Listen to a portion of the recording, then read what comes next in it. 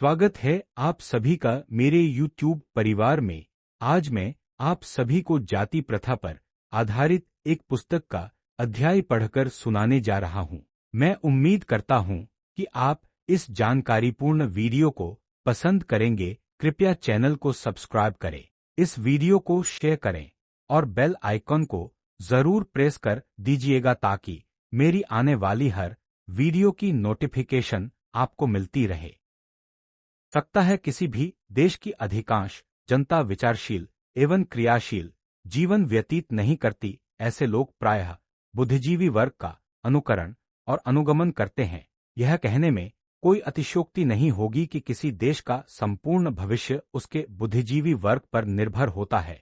यदि बुद्धिजीवी वर्ग ईमानदार, स्वतंत्र और निष्पक्ष है तो उस पर यह भरोसा किया जा सकता है कि संकट की घड़ी में वह पहल करेगा और उचित नेतृत्व प्रदान करेगा। यह ठीक है कि प्रज्ञा अपने आप में कोई गुण नहीं है, यह केवल साधन है और साधन का प्रयोग उस लक्ष्य पर निर्भर है जिसे एक बुद्धिमान व्यक्ति प्राप्त करने का प्रयत्न करता है।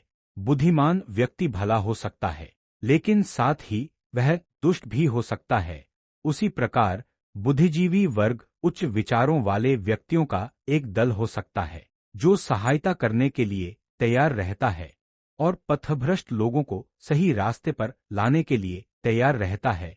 बुद्धिजीवी वर्ग धोखेबाजों का एक गिरोह या संकीर्ण गुट के वकीलों का निकाय हो सकता है जहां से उसे सहायता मिलती है। आपको यह सोचकर खेद होगा कि भारत में बुद्धिजीवी वर्ग ब्राह्मण जाति का ही दूसरा नाम है। आप इस बात पर खेद व्यक्त करेंगे कि ये दोनों एक हैं। बुद्धिजीवी वर्ग का अस्तित्व किसी एक जाति से आबद्ध होना चाहिए और इस बुद्धिजीवी वर्ग को ब्राह्मण जाति के हितों एवं आकांक्षाओं में साझेदारी करनी चाहिए। जिसने अपने आप को देश के हितों के बजाय उस जाति के हितों का अभिरक्षक समझ रखा है। सारी स्थिति अत्यंत खेदजनक हो सकती है लेकिन सच्चाई यह है कि ब्राह्मण लोग ही हिंदुओं का बुद्धिजीवी वर्ग है। यह केवल बुद्धिजीवी वर्ग ही नहीं है बल्कि यह वह वर्ग है जिसका कि शेष हिंदू लोग बहुत आदर करते हैं। हिंदुओं को यह पढ़ाया जाता है कि ब्राह्मण भूदेव हैं, वर्णानाम ब्राह्मणों गुरु। हिंदुओं को यह पढ़ाया जाता है कि उनके शिक्षक केवल ब्राह्मण ही हो सकते हैं। मनु ने कहा है, यदि यह पूछा जाए कि धर्म के उन विषयों में क्या किया जाएगा जिनका कि विशेष रूप से उल्लेख नहीं किया गया है, तो उत्तर यह है कि शिष्ट ब्राह्मण जो भी प्रस्तुत करेंगे वह विधिमान्य होगा। अनामनातेषु धर्मेषु कथन स्यादिति चेद भवे यन शिष्टा ब्राह्मण ब्रूयु सधर्मः स्यादशंकितः।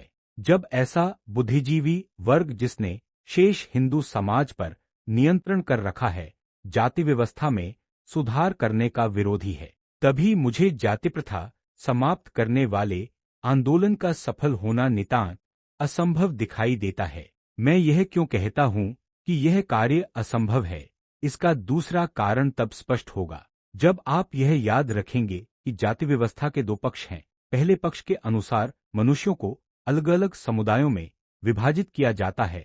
जाति व्यवस्था के दूसरे पक्ष के अनुसार सामाजिक दर्जे में इन समुदायों का सोपानिक क्रम निर्धारित किया जाता है। प्रत्येक जाति को गर्व है और इस बात से संतुष्टि है कि वह जाति क्रम में किसी अन्य जाति से ऊंची है। इस श्रेणीकरण के बाह्य लक्षण के रूप में सामाजिक और धार्मिक अधिकारों का भी एक श्रेणीकरण है जिन्हें शास्त्रीय रूप से अष्टाधिकार और संस्कार कहा जाता है। किसी जाति का दर्जा जितना ऊंचा होगा उतने ही अधिक उसके अधिकार होंगे, जिस जाति का दर्जा जितना नीचा होगा उतने ही कम उसके अधिकार होंगे। समुदायों के इस श्रेणीकरण तथा जातियों के इस सोपान ने जाति व्यवस्था के विरुद्ध एक सामूहिक मोर्चा खोलना असंभव कर दिया है।